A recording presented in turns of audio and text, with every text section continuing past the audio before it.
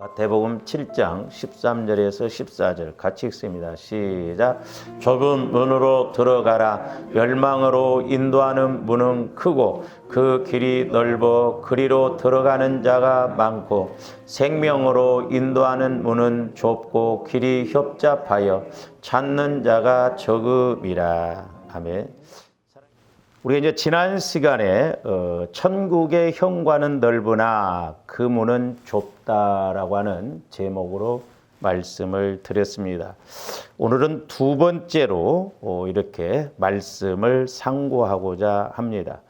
우리가 이제 지지난번에 마태복음 13장에서 보면 이제 어부가 고기를 이렇게 골라내는 것을 비유로 해서 의인 중에 악인을 골라낸다라고 그랬는데, 오늘 두 번째로 우리가 이렇게 좀 생각해 볼 것은 이제 고기도 못된 고기를 골라낸다고 그랬잖아요. 그러니까 뭔 말이냐면 고기도 이렇게 상품 가치가 있어야 하듯이 이제 저와 여러분들은 이제 천국에 들어갈 때 천국의 상품 가치를 지닌 그런 성도들이 되어져야 한다라고 하는 것입니다. 천국에 들어가기에 상품 가치가 안 된다고 한다면 그건 심각한 문제죠. 그래서 우리가 마태복음 13장 48절 한번 보십니다. 그물이 가득함에 물가로 끌어내고 앉아서 좋은 것은 그릇에 담고 못된 것은 내버리느니라, 이렇게 말씀하고 있습니다. 이제 저 말씀은 이제 고기를 잡는 것도 여러 가지 방법이 있잖아요. 뭐 낚시로 잡는 법이 있고 또 작은 그물로 잡는 법도 있고, 그런데 이제 저 말씀을 좀 확대 해석해서 본다고 한다면 그 저인망식의 그물이 있어요. 그래서 양쪽에서 이렇게 배가 이렇게 그물을 끌고 가서 고기를 들어 올리는 그 저인망식의 그물로서 불특정 다수의 물고기를 잡은 어부들이 이제 자신들이 이렇게 내다 팔 상품 가치가 있는 물고기만 가려내는 작업을 하는 것을 말합니다. 그래서 잡고기는 내어버리고 오직 자신들이 잡고자 한 물고기, 그것도 상품 가치가 있는 고기만 이렇게 그릇에 보관한다라고 하는 것입니다. 이제 우리나라 어부들도 이렇게 가끔 TV에서 보면 그 원양어선이라고 하는 것이 있잖아요. 뭐 대서양, 태평양 그런 넓은 데 가서 그런 작업을 하는 것을 우리가 종종 TV를 통해서 볼 수가 있죠. 그래서 큰 그물, 저인망식으로 해서 이렇게 고기를 잡아 올려서 소위 명태잡이선이면 명태만 잡습니다. 그리고 다른 고기는 안 잡습니다. 그래서 이렇게 명태를 잡는 어선은 오직 명태만 가려내어서 냉동실에 보관하고 다른 잡고기는 가차없이 바다에 그냥 버립니다. 우리가 신앙생활도 마찬가지입니다. 우리가 이 땅에서는 너나 할 것 없이 교회 다닐 수 있고 예수를 믿는다고 하지만 분명 우리 주님 재림하실 때는 똑같은 교회를 다닌다 할지라도 하나님을 믿는다 할지라도 그때 가서는 분명히 다르다라고 하는 것을 알아야 됩니다. 근데 이제 우리 목사님들도 알곡과 가라지로 이렇게 비유를 많이 하는데, 사실 알곡과 가라지는 이제 뭐 180도 다르죠. 알곡은 천국 가고 가라지는 지옥 간다라고 하는데, 우리는 좀 더 섬세하게 들어가서 알곡과 쭉정이를 비교해야 돼요. 이게 심각하다 이 말입니다. 내가 예수를 믿었다 하고 교회만 다닌다라고 해서 알곡이 아니다 이 말이죠. 내가 예수를 믿었으면 분명히 이 땅에서 알곡된 신앙으로 가야만이 장차 우리가 천년왕국에 들어갈 때 천국에 들어갈 가치가 있기 때문에, 그런 은혜가 있기 때문에 알곡으로서 들어가지만 우리가 그냥 교회만 다니고 종교적으로 믿고 내 나름대로 믿으면 우리가 천년왕국에 못 들어갈 수가 있다라고 하는 것입니다. 그래서 저 말씀과 더 이어서 마태복음 13장 49절에서 50절도 봅니다. 세상 끝에도 이러하리라. 천사들이 와서 의인 중에서 악인을 갈라내요 그랬어요. 의인 중에서. 이게 저 말은 뭔 말이에요? 우리가 예수를 믿으면 의인이잖아요. 의인. 그러니까 예수를 믿는 사람들 중에서 갈라내어서 분명히 쭉정이를 갈라낸다 이 말이죠. 그래서 풀무불에 던져 넣으리니 거기서 울며 이를 갈리 있으리라. 그래서 조바님들이 알곡되는 신앙이 뭔가 우리가 늘 이런 걸 깨닫고 나가야 될 줄로 믿습니다. 뿐만 아니라 베드로전서 4장 17절에서 19절에도 뭐라고 그랬느냐. 하나님의 집에서 심판을 시작할 때가 되었나니 뭐 교회를 다니고 다 천국 갈 것 같으면 뭐하러 하나님의 집에서부터 심판을 합니까? 그리고 어떻게 보면 가라지 구원 못 받는 몇 사람 때문에 우리 하나님이 굳이 하나님의 집 교회에 와서 이렇게 심판을 하는가? 저는 그런 개념보다는 알곡과 쭉정이, 의외로 교회는 다니지만 쭉정이가 많기 때문에 그 부분에서 분명히 심판하실 것을 말씀하시고, 만일 우리에게 먼저 하면 하나님의 복음을 순종하지 아니하는 자들의 그 마지막은 어떠? 그러니까 자, 하나님의 집에서부터 먼저 심판을 한다 이 말이에요. 예수 믿는 저와 여러분들을 먼저 심판한다는 거예요. 의인 중에서 악인을 골라낸다 이 말이에요. 그래서 이제 저 말씀은 복음을 순종하지 않는, 물론 불신자를 의미하기도 하지만은 우리가 예수를 믿고도 복음에, 말씀에 순종하지 않는 사람들도 있거든요. 그러니까 크게 본다고 한다면 예수 믿는 사람들도 심판이 있다고 한다면 예수 안 믿는 사람들의 심판은 얼마나 크겠냐 이 말이죠. 그러면서 18절 또 의인이 겨우 구원을 받으면 그랬어요. 의인이. 그러니까 좋아하는데 신앙생활에서 겨우 구원을 받으면 뭔 말이에요? 우리가 상급을 겨우 받는다고 한다면 어떻게 하겠냐 이 말이요. 그러면서 저기 보면 경건치 아니한 자와 그래서 저 믿는 사람을 말해요. 경건치 않는 자와. 그리고 죄인은 어디에 서리요? 그래서 죄인은 어디에 서리요? 예수를 믿는다고 하면서도 육신의 생각 따라가는 것이 죄인이거든. 그 죄인은 어디에 쓰냐 이 말이죠. 그래서 빌립보서 2장 12절에 보면 두렵고 떨림으로 구원을 이루어 나가는 것이죠. 두렵고 떨림으로. 그래서 신앙생활은 연습이 아닙니다. 연습이 아니에요. 철저하게 현실이에요, 현실. 그리고 저는 이제 목회를 생물이라고 봐요. 목회를 생물. 이제 어떤 목사님들은 뭐 설교를 1년치를 준비를 한다고 그랬는데 어떻게 식사를 1년치를 미리 준비해 놔요. 그때그때 준비해야 되죠. 그렇잖아요. 그러니까 어떤 지식 전달하기 위해서는 그렇게 하지만 생물은 그때그때 해야 돼요. 신앙생활도 생물이에요. 조아님들이 오늘 어떻게 신앙생활을 했느냐, 오늘 내가 죽느냐 사느냐, 거기에 결정이 되어진다 이 말입니다. 할렐루야. 그래서 우리가 두렵고 떨림으로 늘 생명관계로 갈 수 있도록 우리가 신앙생활을 해야 된다라고 하는 것입니다. 그래서 우리 신앙생활도 우리 주님 재림하실 때 과연 천년왕국에 들어갈 수 있는 가치가 있느냐 없느냐에 따라서 천태만상이다 이 말이에요. 달라진다라고 하는 것입니다. 우리가 세상에서도 보면은 가격에 이렇게 가치에 따라서 가격이 매어지죠. 가치에 따라서. 그래서 가격이 비싸다라고 하는 것은 그만큼 가치가 있다라고 하는 것이잖아요. 내가 1,000만 원짜리 물건을 살 때는 그만큼 1,000만 원어치 가치가 있기 때문에 그래요. 그러나 10,000원짜리 가치밖에 안 된다고 한다면 10,000원짜리를 산다고 한다면 10,000원어치 가치밖에 없기 때문에 그렇다 이 말이죠.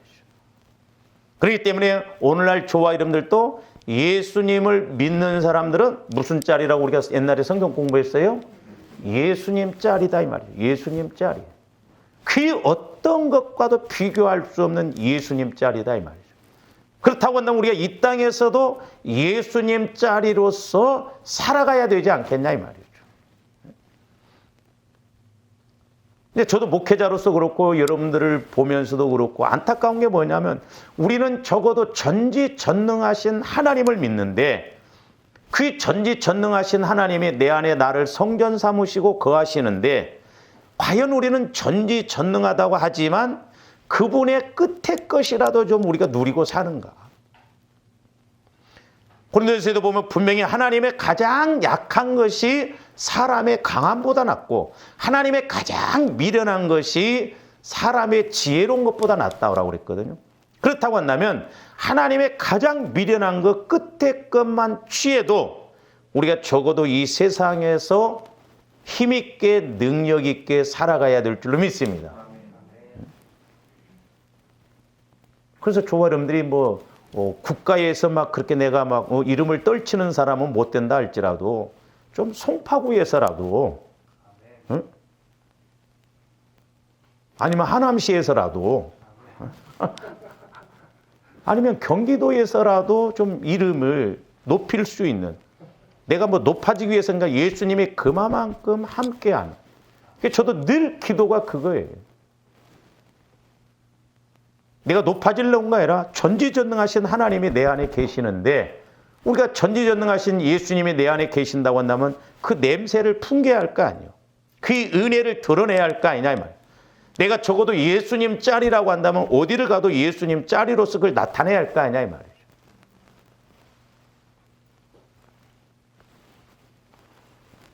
그래서 저와 여러분들은 적어도 예수님 짤이가 되어져야 돼요. 할렐루야. 그러면 이제 예수님 짤이로서 살아가는 모습이 어떻게 되어져야 되냐? 그리고 어떻게 우리가 점검해야 되느냐? 자, 고린도후서 13장 5절도 봅니다. 너희가 믿음 안에 있는가 너희 자신을 시험하고 그랬습니다. 이 참 믿음이 중요해요. 믿음이 없이는 하나님을 기쁘시게 할 수가 없다고 그랬어요. 근데 한번 잘 생각해 보세요, 여러분들. 이번 이런 코로나 사태를 통해서도 과연 내가 얼마만큼 믿음이 있고 믿음으로 대처를 하는가. 이 믿음은 눈에 안 보이거든요.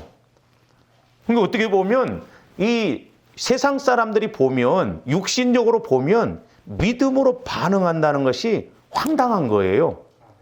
왜냐하면 현상적인 것도 없고 눈에 보이는 것도 없고 잡히는 것이 없는데 믿음으로 가자?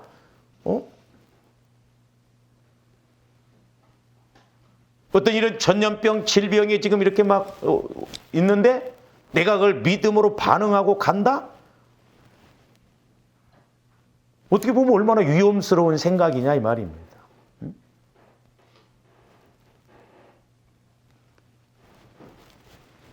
그럴 일은 없겠지만 만약에 하나님께서 코로나뿐만 아니라 어떤 전염병이 막 석촌동에서 막 지금 불어서 우리 교회 앞으로 막 쭉 이렇게 가는데 하나님의 성령께서 야, 김 집사, 이 집사 저쪽을 뚫고 가거라 하면 저한테 아멘 하고 갈 수 있을까? 이게 믿음으로 반응한다라고 하는 것이요. 육신적으로 보면 이게 위험스럽고 황당한 것이 되고 아무런 의미가 없는 것이 될 수 있어요. 그러니까 우리는 보이는 것으로가 아니라 보이지 않는 말씀으로 은혜로 이 세상을 이기고 가야 될 줄로 믿습니다. 그래서 저와 여러분들이 영안이 열려지고 귀가 열려져야 할 이유가 우리가 세상이 어떻다 하더라도 보이지 않는 말씀, 보이지 않는 은혜로 우리가 믿고 나가야지 그렇지 않으면 넘어질 수밖에 없어요.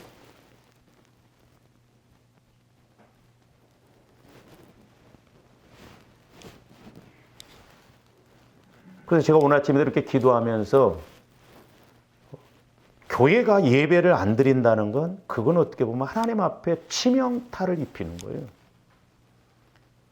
그래서 한 명이 됐든 두 명이 됐든 하나님은 예배를 통해서 말씀하시고 예배를 통해서 일하시기 때문에 무엇보다도 저와 여러분들이 예배가 무너지지 아니해야 될 줄로 믿습니다.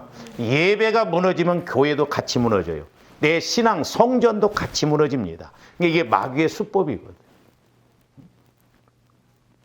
그러니까 적은 교회들도 지혜롭게 한 명, 두 명이라도 예배를 드려야 되는데 아예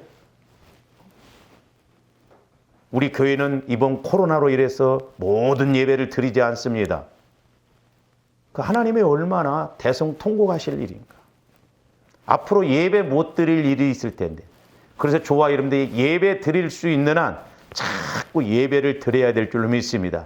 왜냐? 진짜 예배 못 드릴 때가 올지도 몰라요. 만약에 저와 여러분들의 예배가 끊겨진다고 한다면 보세요. 내 육신의 생명이 끝일지도 몰라요. 그렇잖아요. 내 육신의 생명이 끝이면 이 땅에서의 예배는 끝이에요. 그렇기 때문에 우리는 예배가 무너지지 않도록, 또한 더불어서 보이지 않는 교회가 무너지지 않도록 애를 써야 된다 이 말이에요.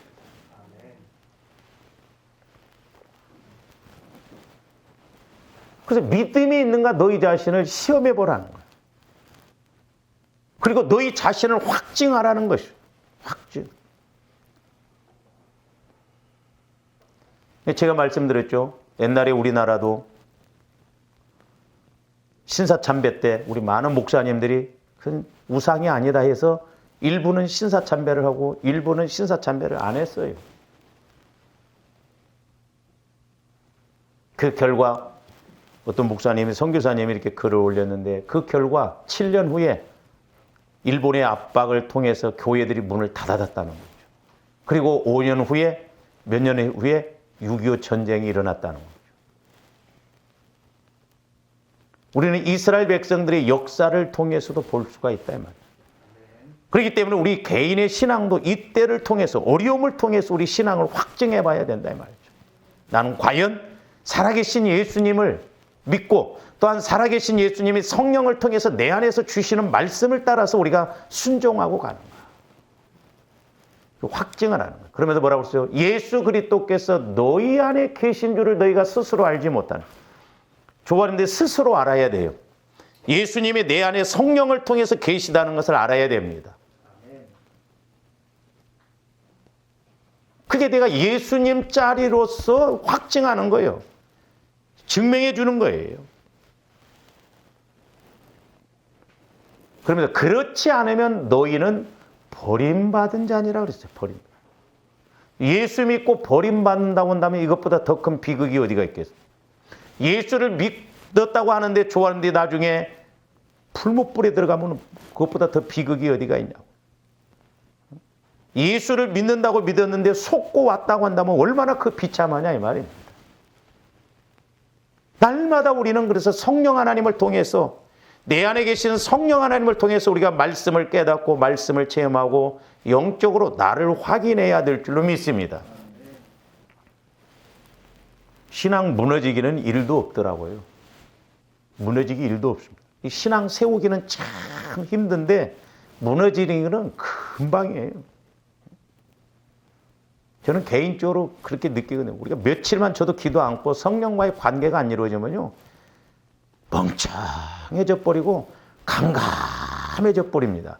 그래서 제가 어떤 데는 여러분들 이해를 해요. 아, 영적으로 저렇게 그냥 무감각하니까 그렇게 갈 수밖에 없구나. 어둠 가운데 있으니까. 죽은 물고기는 물이 흐르면 떠내려가요. 그러나 살아있는 물고기는 오히려 물이 흐를 때 그 물고기를 헤치고 위로 올라갑니다. 그러니까 진리를 가리는 데는 어떤 환난을 딱 줘보면 그냥 나타나요. 어떻게 보면 세계적으로 지금 이 코로나로 인해서 지금 세계가 다 무너지고 있잖아요. 이게 보통 문제가 아니에요.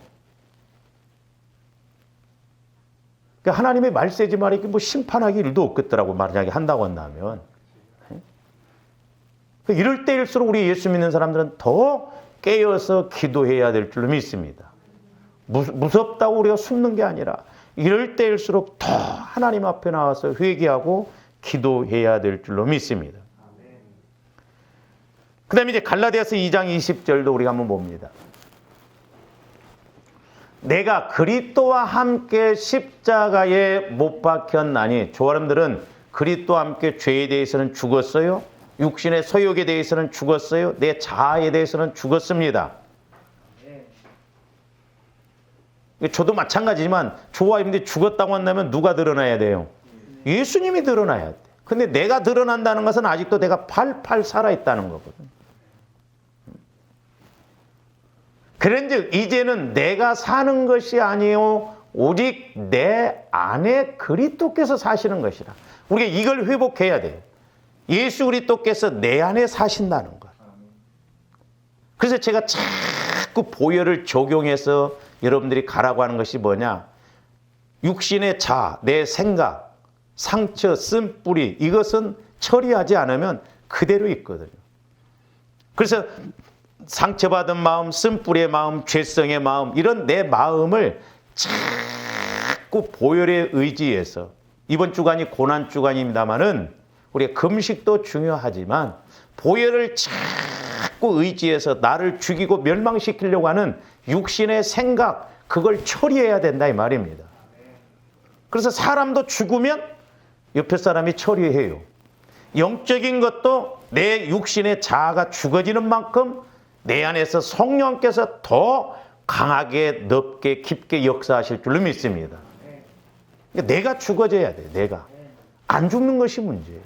우리 오해하지 말아요. 환경 탓하지 말고 뭐 누구 남편 탓도 하지 말고 아내 탓하지도 말고 누구 탓하지도 말고 내가 죽어지면 된다 이 말이에요. 내가 죽어서 예수 그리스도가 드러나면 문제될 것이 없다 이 말입니다. 할렐루야. 모든 원인은 내 안에 있다 이 말입니다. 복받을 원인도 내 안에 있고 저주받을 원인도 내 안에 있어요. 내가 바다같이 그런 마음, 주님 마음을 가지면 뭐가 문제가 되겠어요? 이번 고난주간을 통해서 철저하게 주님들이 나를 십자가에 못 박는, 더 나아가 모태로부터 상처받고 쓴뿌리로 형성된 그것 성령 하나님 보혈을 마시고 바르고 뿌립니다. 보여주세요. 알게 해주세요. 영적으로 알아야 처리를 하거든요. 그러면서 보세요. 이제 내가 육체 가운데 사는 것은, 근데 저와 여러분들이 육체 가운데 살지만 육체를 따라가면 안 되고, 육체 가운데 살아가지만 내 안에 계신 예수 그리스도 성령을 통해서 인도를 받아 살아가면 이 땅이 천국이고 이 땅이 은혜의 자리가 된다 이 말입니다. 할렐루야. 그래서 나를 위하여 자기 자신을 버리신 하나님의 아들을 믿는, 자기 자신을 버리신 거예요. 주님들 그리스도와 함께 죽고 그리스도와 함께 다시 사는 부활의 믿음. 그래서 이제 우리가 교회에서도 보면 고난주간 때는 그래도 막 강조를 많이 해요. 그리스도와 함께 죽어야 됩니다. 그래서 금식도 좀 하고 그러는데, 부활주일은 그냥 부활주일날 계란 삶아 먹고 그냥 그러고 끝나버려. 근데 사실 정확하게 표현한다고 한다면 저와 여러분들 1년 365일 그리스도와 함께 죽고 1년 365일 그리스도와 함께 다시 사는 부활 믿음을 통해서 부활 삶이 이루어져야 될 줄로 믿습니다.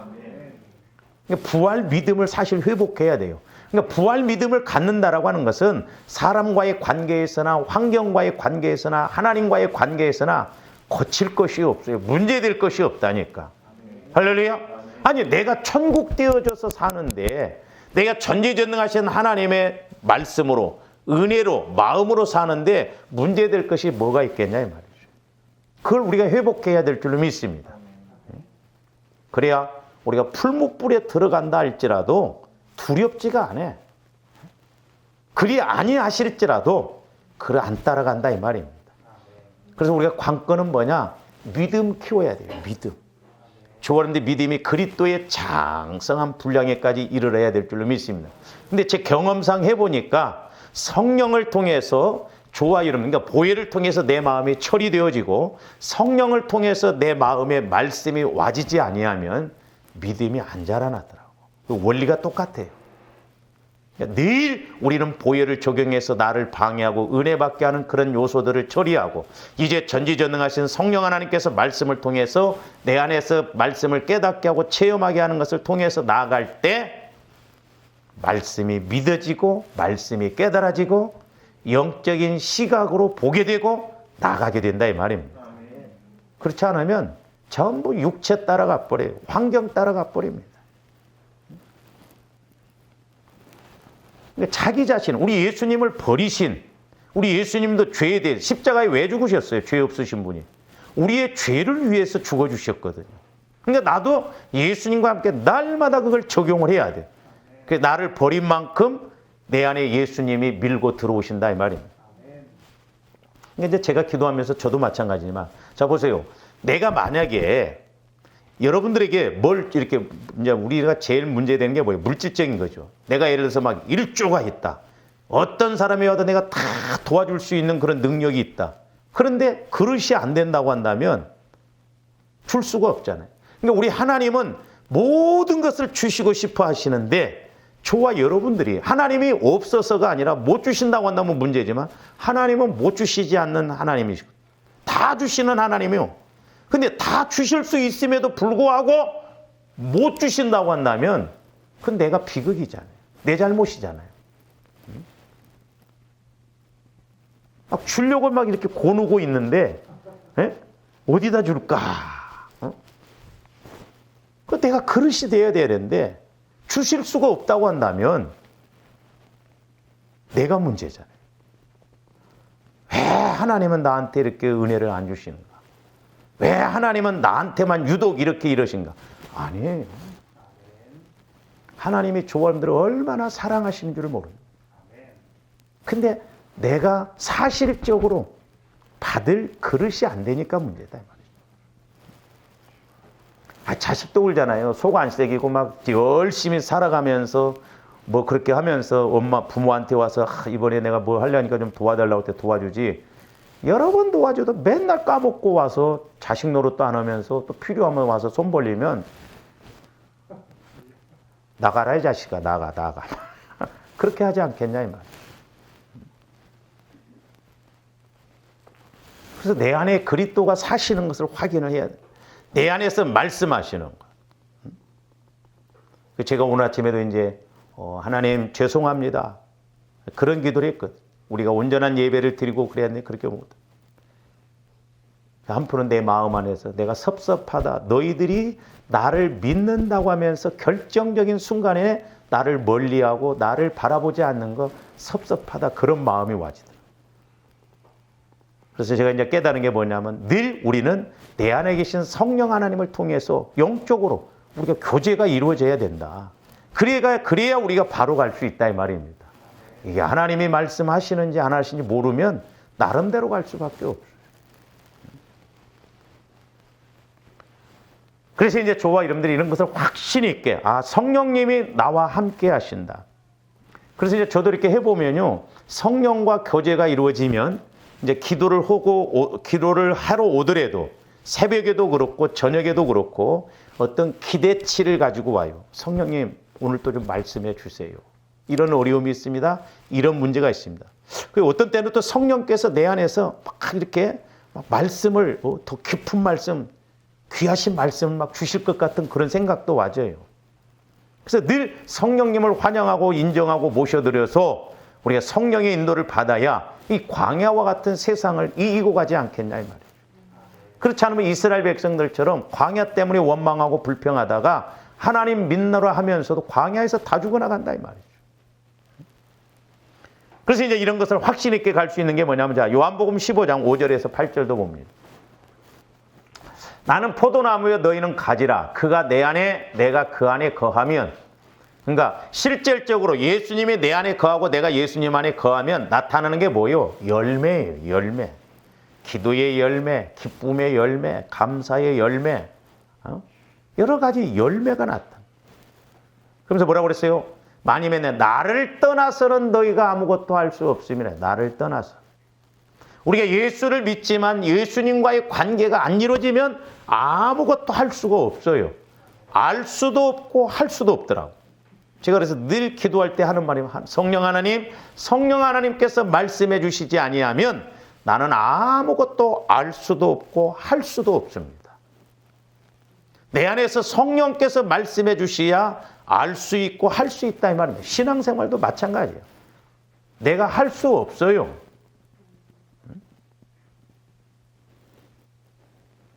6절 사람이 내 안에 거하지 아니하면 가지처럼 밖에 버려져 마르나니 사람들이 그것을 모아다가 불에 던져 사는. 적용적인 측면에서 보면 내가 주님과의 관계가 이루어지지 않는 신앙생활을 하다가 우리 주님 재림하실 때 내가 과연 알곡되어서 천년왕국에 들어갈 수 있겠는가? 풀무불에 들어갈 수도 있겠구나 하는 것이 저 말씀과 적용적인 측면에서 보면 우리가 예수님 안에 거하고 예수님이 내 안에 거해서 이 땅에서 그 사실관계가 이루어지지 아니하면 나중에 이게 우리가 쭉정이가 되거든요. 내 나름대로 신앙이 되거든요. 우리는 생명관계가 이루어져야 될 줄로 믿습니다. 불에 던진다는 거예요. 그래서 하나님과의 관계, 저도 옛날에 처음에는 너희가 내 안에 내가 너희 안에 이 말을 해석이 안 됐어요. 어떻게 해석했냐면 내가 예수님 믿고 성령께서 말씀 주시면 되는구나 이렇게 생각했는데 자꾸 갈수록 성화 구원 과정 속에서 보니까 아니구나. 내 마음이 주님 마음 안으로 들어가고 주님 마음이 내 마음 안에 들어오는 거예요. 결국 뭐예요? 주님 마음과 내 마음이 하나 되어져야 포도나무 가지가 줄기에 붙어있는 것과 마찬가지구나. 그 실제적으로 이루어지거든요. 실제적으로. 그래서 조합들이 먼저 보혈을 자꾸 적용해라 이 말입니다. 할렐루야. 그래서 여러분들이 보혈을 막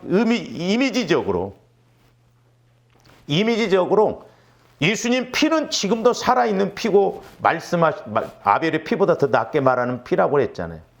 저도 처음에는 그 말씀에 대해서도 아벨의 피보다 낫게 말하는 피가 뭔가, 예수님 피가 말을 하는가 막 이렇게 생각했는데 그게 아니라 보혈을 자꾸 의지해서 조합들이 처리가 되어지잖아요. 그러면 성령께서 꼭 말씀하셔요. 그래서 피와 성령은 같이 갑니다.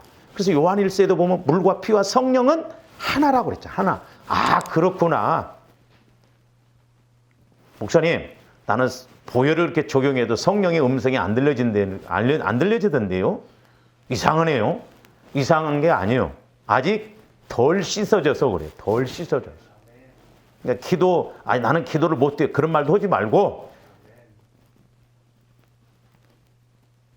다 밥 먹을 줄 알잖아요. 먹으라고 안 해도.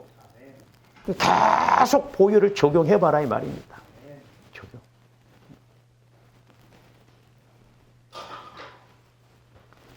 제 동기 이제 목사님이 이제 얼마 전부터 이렇게 그런 이제 서로 막 관심 있고 그래서 이제 제가 이렇게 이야기도 했는데 막 보혈을 그렇게 적용을 내가 하라고 그랬. 너무너무 좋다는 거예요. 회복이 이루어진다. 회복이. 그러면서 그 안에서 성령께서 이렇게 말씀해 주시는 것을 깨달을 수 있다는 거예요. 이게 사실이에요. 진리예요. 할렐루야. 그러니까 이런 사실이고 진리를 모르고 그냥 지식적으로 막연하게 신앙생활하면 안 됩니다. 가끔 되더라도 해야 돼요. 그렇게. 나는 잘 안 된다 하더라도 자꾸 해보면 되게끔 돼 있다니까요. 그래야 뭐가 돼도 되고 뭐가 알아져도 알아지고 이래서 신앙생활이구나라는 것을 알게 된다 이 말입니다. 7절 8절 봅니다. 너희가 내 안에 거하고 자보세요. 그러니까 아까 우리가 5절 6절에서는 너희가 내 안에 내가 너희 안에 그랬잖아요. 그러니까 결국 뭐예요? 내 마음이 주님 마음이 되어지면 하나님께서는 주님 마음에다 성령 하나님을 통해서 말씀을 꼭 하시거든요. 그러니까 내가 주님 마음에 되어지고 성령께서 말씀을 주시면 그 말씀이 깨달아지고 믿어져요. 그래서 제가 영적인 원리와 법칙을 자꾸 알아라고 한 게 그거예요. 처음에는 조금씩 알아간다 할지라도 그 관계가 되면 되어져요. 그러니까 보세요. 너희가 내 안에 거하고 내 말이 너희 안에 거하면 무엇이든지 원하는 대로 구하라. 저기서 보니까 사람들이 또 앞에 건 떼버리고 기도할 때 하나님 무엇이든지 원하는 대로 구하라고 하면 주신다고 그랬지 않습니까? 왜 나한테는 이런 거 해결 안 주십니까? 그게 아니에요. 저 말씀은. 우리가 먼저 주님 안에 들어가는 것이 이루어지고 주님 안에 들어가서 성령께서 내게 주시는 말씀을 받고 그 말씀 안에서 100가지가 주어진다고 한다면 무엇이든지 100가지든지 구하라는 것이에요. 제가 말씀드렸잖아요. 내가 어느 날 기도를 했더니 성령 하나님께서 교회를 세워라 그랬다 이 말이에요. 예를 들어서 예배당을 하나 세워라. 근데 조합대 돈이 없어요. 얼토당치도 안 해. 하나님 왜 나한테 이런 말씀을 주십니까? 사탄아 물러가라. 혹시 이게 마귀가 준 것인가? 막.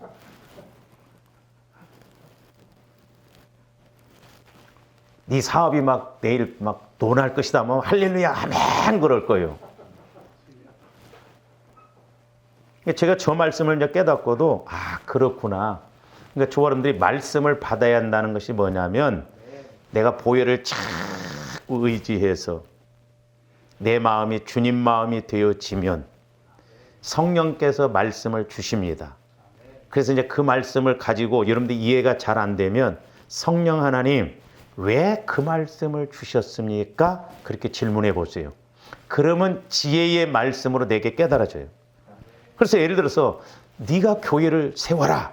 하나님 나 돈 없는데요. 하나님이 내 돈 갖고 세우는 게 아니에요. 그렇습니까? 그러면 내가 이제 어떻게 세워야 되겠습니까? 지혜를 구해야 돼요. 그래서 교회를 세우려니까 피아노도 있어야 하고 의자도 있어야 하고 강대상도 있고 보니까 100가지가 필요해. 그러면 하나님이 교회를 세우라고 하시면 그 교회에 필요한 100가지 모든 걸 다 하나님이 책임지셔서 일하신다 이 말입니다. 그러니까 얼마나 쉽고 간단해요.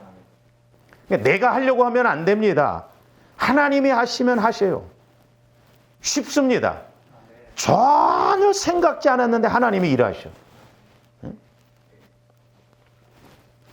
제가 그 대전에 집회 갔을 때 그 목사님 따님이 그때 고등학교를 다녔을 때인가 그래요. 얘가 이제 상당히 상처가 있고 막 엄마하고 어려운 관계가 있었는데 제가 기도를 해주니까 그 은혜를 받고 막 이렇게 변화가 일어나더라고. 막 너무 좋으니까 목사님 며느리 되고 싶다고 그러더라고. 아들이 몇 살이냐고 그래서 너하고 안 된다 그랬지 이제. 나이 차가 있고. 그러면서 이제 얘가 뭐라고 하냐면 목사님 그러면 내가 대학 졸업하고 첫 월급을 타면 목사님 교회에다가 헌금을 하겠습니다. 그래서 내일도 아니고 몇 년을 기다려야 되는데 그래 그렇게 해라 그랬어요. 그렇게 해라. 그건 뭐 난 잊어먹어 버렸죠.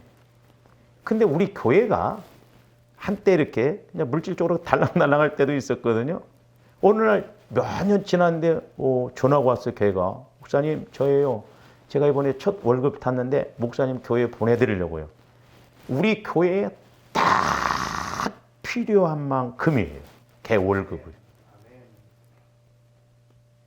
하나님은 너무 정확하시더라고. 너무 정확해. 그래서 좋아하는데 말씀을 통해서 현장에서 말씀이 체험되어지면 그것보다 확실한 게 없어요. 그래서 우리는 말씀 플러스 체험이에요. 체험만 이루어지면 믿음 안 생깁니다. 근데 말씀과 체험이 같이 이루어지면 확실하게 손으로 잡은 것처럼 눈으로 본 것처럼 만져지거든요.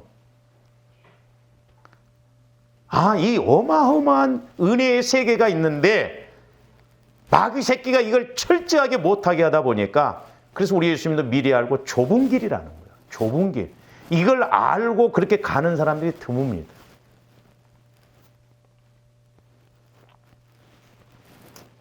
그래서 제가 이제 금요일 날도 여러분들한테 감사하다고 했는데 이렇게 이제 우리 목사님들도 보니까 주일날 아예 예배 안 드리는 교회도 많아요. 그 또 이제 어떤 교회는 이거 이제 그 목사님이 또 그래요. 이거 목사님 우리 교회는 막 서로 성도들끼리 찌그락찌그락한데 그래서 왜요? 그랬더니 뭐 한쪽에서는 드려야 된다 그래도 한쪽에서는 막 이렇게 코로나가 좀 그런데 정부 시책을 따르냐고 서로 막 싸운다는 거예요. 우리 교회는 그래도 싸우지를 안 해서 감사하구나. 응? 모르겠어요. 여러분들 뒤에서 구시렁구시렁 할지는 모르지만 속된 말로 찍소리를 안 하는 게 너무나 그래도 말씀이 헛되지 않구나. 헛되지 않았구나. 가르친 게 헛되지 않구나. 응? 지금 공무원들이나 막 은행 이런 데는요, 막 교회 다니면 막 뭐라고 한대요. 막 이렇게 해서. 또 다른 목사님은 자기 교회 은행원이 하나 있고 공무원이 하나 있는데 막 난리대야. 예배 안 드린대야.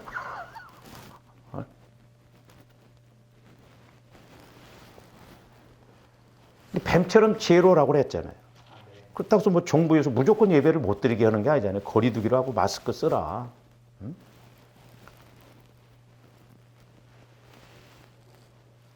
근데 교회가 적어도 이럴 때 유리하더만. 그러니까 다 한 개 쓸 때가 있어가 우리가. 그러면서 너희가 열매를 많이 맺으면 내 아버지께서 영광을 받으실 것이요 너희는 내 제자가 될. 실제 제자가 된다 이 말이에요. 열매를 많이 맺고. 그래서 주어름들이 저 말씀의 관계. 내가 예수님 자리로서 분명히 이 땅에서 예수님 자리에 그런 열매를 맺고 가는 조바람들이 되어야 될 줄로 믿습니다. 그 다음에 이제 요한복음 14장 16절에서 17절도 보세요. 요한복음 14장. 내가 아버지께 구하겠으니 그가 또 다른 보혜사. 그러니까 예수님이 보혜사인데 뭐 보혜사는 상담자, 뭐 인도자 여러 가지 의미가 있어요. 근데 다른 보혜사 성령을 보내주시겠다는 약속이거든요. 영원토록 너희와 함께 있으리니 그랬어요. 성령이 내 안에 영원토록 와 계십니다. 할렐루야. 그러니까 여러분들이 심심하시면 그놈의 핸드폰이 우상이요. 저도 목회자지만 이 핸드폰을 설교 준비하다가도 느닷없이 핸드폰에 하고 그래서 이게 핸드폰을 멀리 해야 되겠구나. 좀 핸드폰 보듯이 절반만 하나님 찾으면 하늘 쑤실 거야 아마. 그러니까 여러분들이 할 일 없으면 육신적이니까 그렇게 하죠. 할 일 없으면 기도하세요. 하나님, 내 안에 계신 성령님 뭐 하십니까? 자꾸 질문도 하시고 여러분들이 자꾸 이렇게 연습하면 보세요. 애들 또 말 가르칠 때 막 엄마들이 거짓말을 제일 많이 합니다. 막 봐봐 이번에 얘가 막 밥 달라고 그랬어. 근데도 밥 달라고 그랬다는 거예요. 그런데 막 성령님을 찾으면 성령이 놀라실 거예요. 막 얘가 웬일이냐? 그는 진리의 영이라 세상은 능히 그를 받지. 그러니까 육신적이고 세상 예수를 안 믿는 사람은 보혜사 성령을 몰라요. 근데 성령은 진리의 영이라니까요. 그래서 조합들이 성령을 통해서 여러 가지 비유로 꿈으로도 말씀해 주시지만 자꾸 가다 보면 말씀으로 조명해 주세요. 그러면 여러분들이 그때 말씀에 형광펜으로 그어 놓어 보세요. 그 말씀은 내가 죽을 때까지 은혜가 돼요. 그 말씀을 보더라도. 왜? 실질적으로 깨달아진 거니까. 그 진리의 영인데 세상 사람들은 그를 보지도 못하고 알지도 못함이라. 그런데 뭐라고 그러세요? 그러나 너희는 그를 아나니 그는 너희와 함께 거하시며 또 너희 속에 제가 여러 번 강조했어요. 지속방법 16절에서 너희와 함께 있으리라. 이 말씀은 내가 성령과 교제가 이루어지는 걸 말해요. 저와 여러분들이 예수를 믿었으면 분명히 성령 하나님과 교제가 이루어져야 될 줄로 믿습니다. 할렐루야. 교제가 안 이루어진다고 한다면 아직 따로따로예요. 분명히 교제가 이루어지게끔 돼 있어요. 그 왜 교제가 안 이루어지는가? 보혈을 적용 안 하니까 그래요. 보혈을 적용해서 내 마음이 처리가 안 돼요. 주님 마음으로 바뀌어져야 돼요. 그러니까 16절 후반절에 너희와 함께 있다는 건 성령과 교제가 세 번이나 강조를 하셨어요. 17절 후반절에 그는 너희와 함께 거하시며 그랬죠. 저 말은 성령과 동행하는 걸 말해요. 그러니까 여러분들이 어디를 가실 때 성령 하나님 가십시다. 성령 하나님 내가 일하러 갑니다. 성령 하나님 앞장서 가십시오. 성령 하나님 오늘 동행해 주시고 동역해 주세요. 그래서 갔더니 나도 모르게 내 안에서 성령께서 술술 막 말이 나오게 하고 그러면 성령께서 왜 나를 잘 되게 하는가? 다 이유가 있다 이 말이에요. 아니, 성령 하나님 뭔가 이렇게 막 잘 되네요. 엉뚱한 생각 갖지 말고 왜 이렇게 잘 되게 합니까? 교회 건축하라고 이놈아. 예를 들어서 내 안에서 이렇게 성령께서 깨닫게 해주시는 거야. 동행하시고 동역하시고. 그래서 조합들이 사람을 보더라도 뭔 말을 해야 할 것인가. 그래서 저도 이제 여러분들을 그렇게 쳐다볼 때가 있어요. 맨날 쳐다보는데 뭐 이뻐서 쳐다본 줄 알아? 성령께서 내 안에서 뭐라고 말씀하시는가. 저건 성령 하나님과 동행하는 걸 말해요. 두 번째 함께. 그리고 또 너희 속에 계시겠습니다. 저건 성령의 임재를 말해요. 성령. 그러니까 얼마나 확실하게 성령께서 거하십니까? 교제하고 동행하고 임재, 성령을 느끼고. 저런 말씀들이 있는데 그냥 내 식대로 가면 안 돼요. 그래서 갈라디아서 5장 22절에서 26절도 보세요. 오직 성령의 열매는, 자 보세요. 이제 예수님 자리가 되어져서 가면 사랑, 희락, 화평, 오래 참음, 자비, 양성, 충성, 온유, 절제, 이런 것이 좀 됩니까?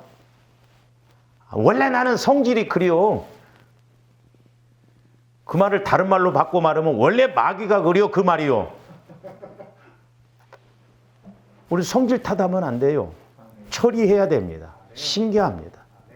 그래서 조금씩이라도 내 안에서 이루어진다고 한다면 지금 뭔가 여러분들의 생명이 자라나는 거예요. 금지할 법이 없다. 계속 봅니다. 그리스도 예수의 사람들은 육체와 함께 그 정욕과 탐심을 십자가에 못 박았네. 탐심을 십자가에 못 박았네. 욕심. 그래서 제가 오늘 새벽 기도 때도 그런 말씀을 드렸어요. 우상이라고 하는 것도 두 가지가 있다고 그랬어요. 하나는 눈에 보이는 우상, 또 하나는 눈에 보이지 않는 우상. 의외로 우리 안에 눈에 보이지 않는 우상을 많이 섬기는 거 있어요. 그건 자식이 될 수도 있고 뭐 취미 생활이 될 수도 있고 어쨌든 하나님보다 더 사랑하는 건 그건 다 우상이에요. 제가 언젠가 어떤 집사님 그 신방을 갔는데 꽃을 갖고 계시자 좋아하니까 들어가자마자 꽃을 막 이렇게 눈에 보이지 않는 우상을 섬기는 사람들이 많아요. 그러니까 좋은데 취미 생활 이런 것도 적당히 해야 돼요. 구분 잘해야 됩니다. 중독되어지는 거 그런 거 있죠. 여러분들이 식사를 하고 커피를 안 마셔도 괜찮아야 돼요. 커피를 안 마시면 막 발광이 나가지고 이거 뭐가 안 되네? 그 문제예요.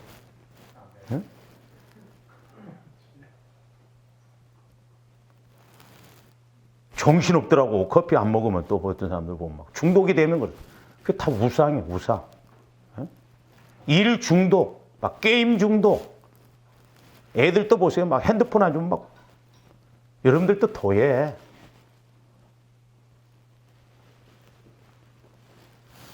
계속 봅니다. 자, 25절 되고 만일 우리가 성령으로 살면 또한 성령으로 행할. 그러니까 성령으로 사는 것이 예수님 짤이에요.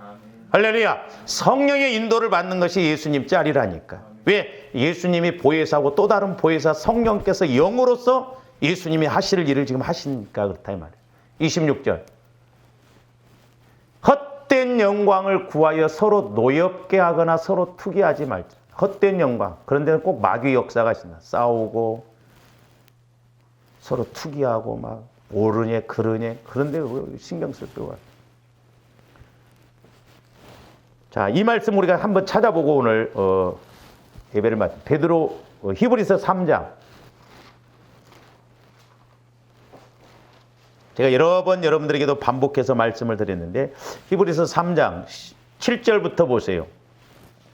그러므로 성령이 이르신 바와 같이 지금은 성령의 시대예요. 성령께서 분명히 지금도 교회에게 말씀하십니다. 저와 여러분들에게 말씀하셔요. 그러면서 뭐라고 그랬어요? 오늘 너희가 그의 음성을 듣거든 그랬어요. 근데 신기한 게 여러분들이 성령을 통해서 신앙생활하면 성령께서 주시는 말씀이 치그닥 깨달아지고 하나가 되어지는데 여러분들이 육신의 생각을 갖고 있으면 성령께서 말씀을 주셔도 불순종합니다. 이스라엘 백성들이 이래서 문제가 됐거든. 그러면서 오늘 너희가 그의 음성을 듣거든 광야에서 시험하던 날에 거역하던 것 같이 너희 마음을 완고하게. 우리 마음이 완고하면 안 돼요. 우리 마음이 주님 마음으로 부드러워져야 될 줄로 믿습니다. 그러니까 세상 사람들 보세요, 여러분들. 얼마나 마음이 굳어져 있는가. 그러니까 제가 이렇게 예수를 믿고 또 우리 교회에서 신앙생활하다가 딴 데로 뭐 가시는 분들, 갔던 분들 오래간만에 만나보고 이런 분 느끼는 게 있어요. 마음이 굳어져 있어요, 굳어져. 늘 마음을 우리가 부드럽게 하고 주님 마음으로 이렇게 성화하도록 그렇게 돼. 그래야 반응이 빨리빨리 오거든요. 근데 거기서 너희 열조가 나를 시험하여 증험하고 40년 동안 나의 행사를 보았느니라.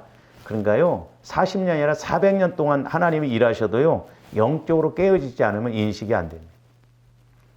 그러면 이제 가장 문제가 뭐예요? 10절. 그러므로 내가 이 세대에 노하여 이르기를 그들이 항상 마음이 미혹돼요. 그래서 조금더 이제 영적인 걸 처리하다 보면 마귀가 보세요. 똑같은 화를 내는데도 귀신이 화내게 하는 것하고 마귀가 화내게 하는 것은 질적으로 달라요. 귀신은 죽은 조상이 아니에요. 타락한 천사. 그러니까 타락한 천사 쫄자들이 귀신들이 공격하는 것하고 대장격인 마귀가 공격하는 것 질이 다릅니다. 그걸 우리가 인식하고 소위 영적으로 볼 줄 알아야 돼요. 그게 미혹이에요. 미혹, 유혹. 그러면서 뭐라고 써요? 그렇게 되니까 내 길을 알지 못한. 제일 문제가 뭐냐면 길을 몰라요. 예수님 길을 몰라. 예수님 뜻을 몰라. 예수님이 말씀하심을 몰라. 좋아인데 늘 기도하고 나감으로 성령께서 교회에게 나에게 주시는 말씀을 들으므로 내가 해야 할 사명, 내가 가야 할 길이 뭔가를 알아야 됩니다. 그러니까 조아님들이 예를 들어서 내가 물질을 통해서 복을 받잖아요. 그러면 그 사람에게 마귀가 물질을 갖고 끝까지 공격합니다.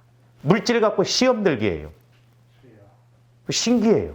왜? 하나님이 나를 그렇게 은혜 주시려니까 마귀도 끝까지 그렇게 공격을 하거든. 그래서 그런 때는 한번 뒤집어 놓고 생각해 보라 이 말이죠. 길을 잘 알아요. 내가 곧 길이요 진리요 생명이니 그랬잖아요. 늘 성령 하나님을 통해서 우리가 안내를 받아야 될 줄로 믿습니다. 그 다음에 11절 보니까 내가 노하여 맹세한 바와 같이 그들은 두 번째로 내 안식에 들어오지만 저한테 좀 안식에 거해야 될 줄로 믿습니다. 기도했으면 응답받아서 안식, 평안함의 안식, 물질의 안식, 기쁨의 안식, 평강의 안식.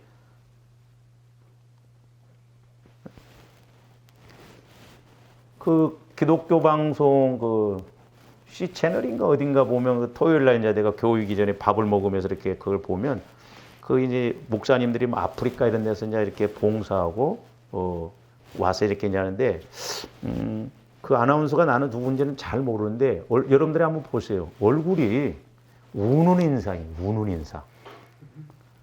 그것도 울기도 잘 울더라고. 근데요, 바람직하지 않습니다. 그만큼 영적으로 방해를 하면 그렇거든요. 조함들은 밝은 표정. 할렐루야. 네? 그 김대성 목사님이 그런 이야기도 하시더라고요. 어떤 부흥 강사 목사님이 오셔서 부흥회를 할 때 그 집사님이 찬송을 했는데 그 부흥 강사 목사님이 너무너무 은혜를 받으니까 막 테이프를 막 엄청 사가려고 그랬더니 담임 목사님이 사지 말라고 하더래요. 그래서 왜 그러냐고 그랬더니 그 찬송이 너무 청승맞고 그러다 보니까 삶이 너무 엉망이 돼요. 그리고 그렇게 찬송을 오면서도 거짓말하고 삶이 안 바뀌어지더라는 거예요. 맞는 말이에요.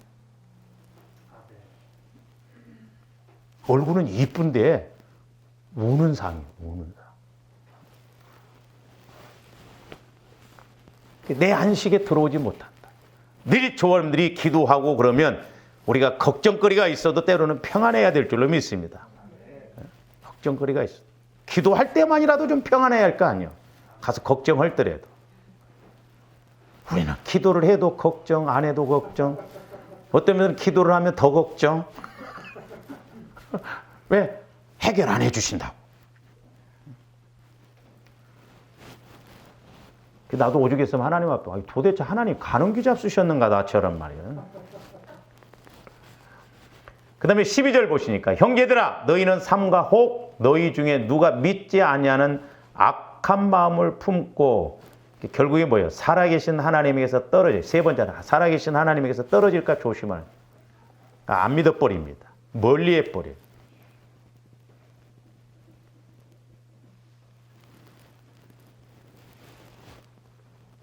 목사님이 나오라고 하니까 내가 나오죠. 딴 데 같으면 이제 안 나옵니다. 떨어질까 조심하라는 거예요. 그러면 13절, 14절도 보세요. 오직 오늘이라 일컫는 동안에 매일 피차, 그러니까 오늘이라는 일컫는 피차 권면에서 너희 중에 누구든지 죄의 유혹. 그러니까 보세요. 10절에서는 미혹, 제가 말씀드렸죠. 미혹의 영, 유혹의 영. 이게 완고하면 그렇게 공격을 해요. 14절, 우리가 시작할 때 확신한 것을 확신이 없으면 뭐요? 의혹, 의심을 해요. 이게 3대 의혹, 미혹, 유혹, 의혹. 이건 아주 마귀가 대표적으로 공격하는 거예요. 그렇게 되면 하나님의 길을 알지 못하고 안식에 거하지 못하고 하나님에게서 결국 떨어진다. 그러나 우리는 이것을 반대로 확신 있게 가면 14절 뭐라고 그래요? 확신한 것을 끝까지 견고히 잡고 있으면 그리스도와 함께 참여한 자가 되리라. 할렐루야. 그래서 날마다 이 땅에서도 우리가 그리스도의 예수님 자리가 되어져서 예수님이 함께 하시는 그런 은혜가 있기를 주님의 이름으로 축원을 드립니다. 기도하시죠. 사랑의 주님, 감사를 드립니다. 이제 우리 하나님께서는 때로 우리에게 더 큰 은혜와 복을 주시고자 우리에게 고난도 주실 때가 있음을 고백합니다.